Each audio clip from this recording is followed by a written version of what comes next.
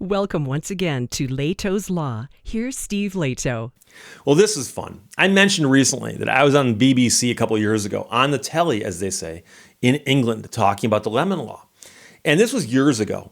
And I have a videotape of it. And I said, one of these days, I'll get it transferred digitally so I can insert it into a video and show you what I looked like on TV over there. I said, however, the problem is that the videotape I have is, number one, it's a videotape. And number two, it's in the British videotape format, the format they use over there. So when I was on the show, the producer sent me a copy of the videotape. And at the time, I had somebody who could convert it to a videotape for me. And so I had an American videotape version of it, and I watched it. And I've moved a couple times since then. I could not find the American version, but it's not digital. But I have the British version. And Nathan, a viewer, contacted me and said, Steve, I'm in southeastern Michigan. I've got the equipment. I can convert that for you. I said, really? He said, yeah, not a problem. So I met Nathan at the office, handed it to him. I said, this isn't going to be a problem. No, not at all. It's the kind of thing I do. Turns out he's a technical whiz. So last night, he emailed me 2 files and said, here they are, Steve. Take your pick. I've rendered them slightly differently based on what it is you're looking for. Because as you go from videotape to digital, especially an old videotape, the quality is going to degrade a little bit. Or it's going to stay degraded, let's put it that way. So the funny thing is that I've now watched the videotape again, hadn't seen it over 10 years. And it's interesting. It's a time capsule. It was shot in 2004. Now, the TV show ran in May of 2004.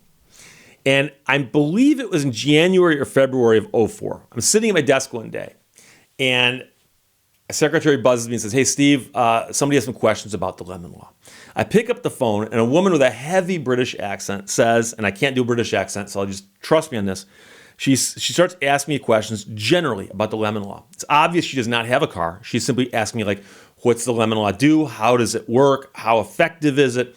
And then she goes, well, here's the deal. She goes, I'm a producer for the BBC. I work on a program called Brassed Off Britain. Brassed Off Britain. And she goes, we're doing a segment on lemon laws because in England, we don't have a lemon law like you do. And what they've got basically is similar to the UCC. That is a law that says if you buy a product, a consumer good, it has to be of merchantable quality. And if it's not, after a reasonable amount of time, you can return it. But it's all the gray areas. And of course, I don't think they pay attorney fees either. So it's a problem. So she said, would you be interested in being on our program? I said, I'd love to, but you're over there, I'm over here. What's that all about? She said, no. She goes, we'll come to you. And I said, oh, point a camera at me and tell me to start talking. So a week or two later, they fly over. And it's the producer and the host of the show, a guy named Matt Allwright. Matt Allwright. Great name. Great guy, too.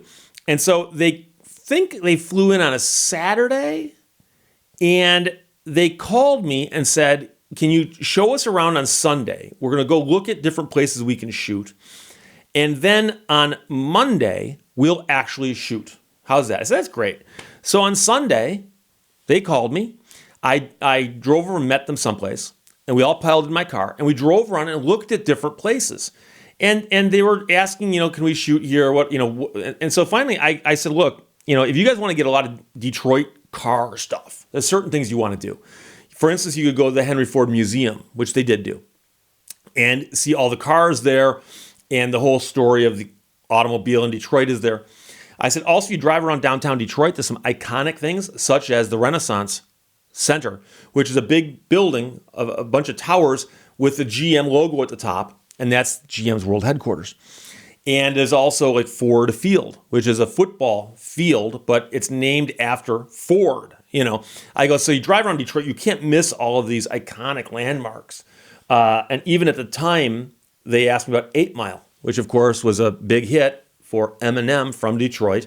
And of course, they drove underneath 8 Mile several times. And there's a big old sign, 8 Mile. So that apparently tied in with some stuff too.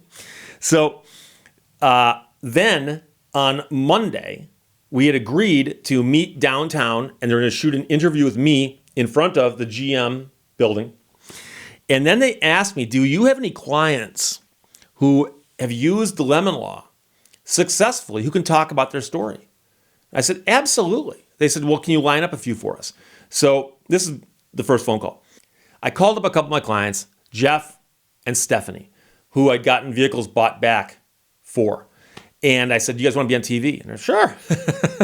So they agreed to meet us at a different location the afternoon. So in the morning, went downtown Detroit, filmed with them. And then in the afternoon, my two clients, we shot over there. And we had a great time. So I'm going to show you, first of all, the portion where we're in front of the General Motors World Headquarters. And they introduced me, and it looks something like this. You'll need help from someone like Steve Lehto, one of Detroit's lemon law attorneys. Steve, how do the lemon laws work here in the States? If a consumer buys a brand new car or truck and it's got a recurring defect that cannot be repaired by the manufacturer has to buy it back from the consumer and either give them all their money back or replace the vehicle with another one that's not defective. What's a recurring defect? How do you define that? Well, our lemon laws are very good because they actually say if you have the same defect that happens 4 times, that's it. Or if the car is in the shop 30 days in the first year of ownership, boom, it's a lemon. How do the manufacturers take to that? Because I can't imagine that they just sort of lie on their backs and give in. Most of the manufacturers recognize that it's bad business to fight these. Number one, it costs them money to defend them. But number two, it creates a lot of bad will. What about the general awareness of the lemon laws? Because, of course, I mean, a law's no good if nobody knows about it. In most states in America, when you buy a brand new car, the state actually gives you the form that says, by the way, you have lemon law rights, here's what they are. And it puts you on notice as a new car buyer that, pay attention. And if your vehicle starts acting up, protect yourself, and you may have to use this later on. You couldn't come to the UK, could you? And I can tell you that was a windy, cold day. And I'm thinking it was February or March. I could be wrong. There was not snow on the ground, but it was a little windy out and a little chilly. And of course, I'm all suited up. And I'm carrying an empty briefcase. So I've got a couple nice briefcases, but that's a top-loading briefcase that you use if you're going to trial because it holds a lot of stuff. But you'll often see me with a shoulder stretched because it's heavy, but that day it was empty. It was just a prop. And it's kind of funny because I remember answering the questions several times because I'd give them an answer and the producer was back in a van where they had the equipment hooked up. There was a camera outside and then somebody back here monitoring it. And she'd walk out and go, can you do that but 5 seconds shorter? I think that's 5 seconds too long. So we'd redo it. And then once or twice they did the over the shoulder shots so you could get Matt's face while I'm talking or vice versa. And after we shot our little segment, we then wrapped up and then went back up to Southfield where we met my clients. Most lemon law lawyers work on a no-win, no-fee basis, which means car buyers like Jeff and Steph were happy to take legal action. And I'll tell you that one of the reasons I love these kinds of shows, I don't know why, I just really enjoy doing television and so on. At one point in time, as we're all standing around talking, we were short one hand. And one of the camera people looks at me and goes, can you help us for a second here? I go, what's that? And they go, we're having trouble getting these people lit. And so they had these big reflectors, the type that, fold out, and they're basically just a very, very shiny material. And so I was standing there holding a reflector like this, So earlier in the day, I was on camera. I was the star. later in the afternoon, I was a key grip or something. I don't know. I'm joking. I don't know what a key grip does. But whatever it is, I was the lowest in the totem pole. And so after we were done shooting, hung out for a few more minutes, got my picture taken with the group. Great people. And then they flew back to England. And a couple months later, I got a note. And they said, oh, by the way, hey, Steve, what's your mailing address? I got a copy of the videotape we can send you. And they sent it to me. And I got it. And so I remember watching it back then, going, yeah, it's kind of fun being on television. And the cool thing is that I got to add it to my resume. And so I'll tell you that when people ask me for my credentials, occasionally they'll say, Steve, we're writing something about you, or We're going to quote you, what kind of credentials do you have? And depending on the audience, but I love to be able to tell people, well, I've been quoted by the New York Times. I've been on CNN and I've been on the BBC. So the interesting thing is I have the CNN tape someplace also. I've got to find it. It's buried somewhere. But here is the BBC tape. I had a lot of fun making it, and it's kind of fun to watch it now because that was over 16 years ago. 16 years ago. So there you go. Questions or comments, put them below. Let's talk to you later. Bye-bye.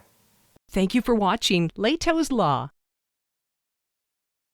No matter how hard the past is, you can always begin again.